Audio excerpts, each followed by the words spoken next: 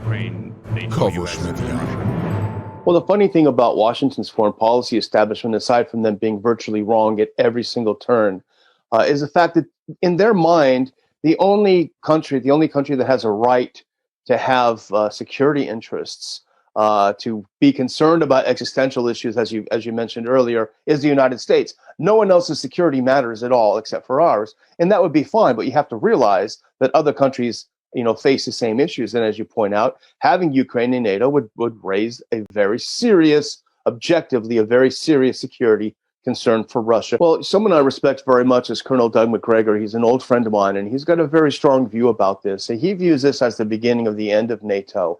He feels that there is a realization now, when you see what objectively is true, a lot of Russian forces on the move, that NATO is a paper tiger. It's incapable of doing what was actually conceived to do, which is protect Europe from then Soviet expansionism.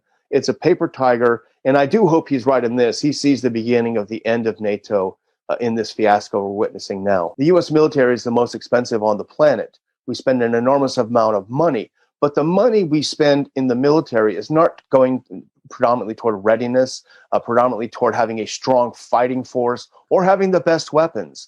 The enormous amount of money that the United States spends on its military is toward extremely expensive, extremely high-tech weapon systems that do not work.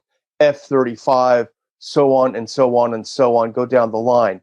The military industrial complex gets rich off of these very expensive, very highly technical pieces of military work. And my old friend Chuck Spinney, who spent his career in the Pentagon studying this, and he still writes a lot about procurement and how it leads toward the U.S. having a weaker rather than a stronger military.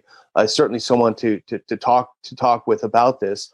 But we have a very large and expensive military, but it's not the kind of military we need, certainly not to protect this country. Yeah, it's interesting. I think Finland just bought 64 F-35s. So good luck with that. Have fun. Someone made the joke because one of them went off of a carrier a couple of weeks ago, and someone said they have more success as a submarine than as a fighter jet right now. I just think it's how far things have gone in the Western media. I watch these people and the reporting, and it is so bad. It is so brainless. And this goes from Fox News on the right to MSNBC on the left.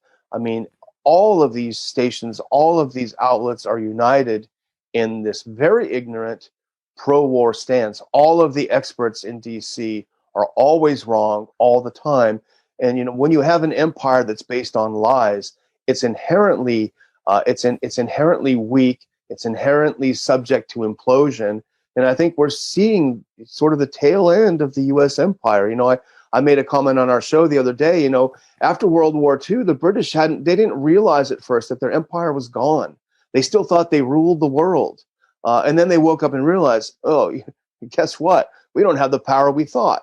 And that's, I think, how it's going to happen with the U.S. Yeah, and speaking of China, in terms of world order, where do we go from here? Is the multipolar world emerging now, Russia and China, and a new system coming about? What are your thoughts on where we go from here? Well, ironically, and partially, I think that these people are just so stupid. The people in charge in the U.S. are just so stupid. But then I have to wonder, are they stupid or are they evil or what combination? Because everything that the U.S. claims it's trying to prevent, it's actually promoting. If the U.S. wants to undermine China, the last thing you do is push China and Russia into each other's arms, which is what it's doing. And the same is true with Iran. If we have tight sanctions all around Iran, and so China says, hey, we'll buy some of your oil. Let's get together. Let's have some trade. So everything that we claim, that the U.S. claims, that these brilliant experts claim they're trying to prevent, they're actually promoting. So again, stupidity, evil, a combination, who knows? آنچه در مورد ما میگویند